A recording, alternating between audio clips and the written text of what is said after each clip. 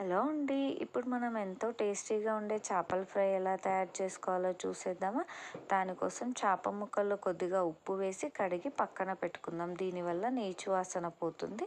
ఇప్పుడు ఆ ముక్కల్లో కొద్దిగా ఉప్పు, కారం, పసుపు, అల్లం వెల్లుల్లి పేస్టు, ఇంకా ధనియాల పొడి, కొద్దిగా గరం మసాలా వేసుకుందాం.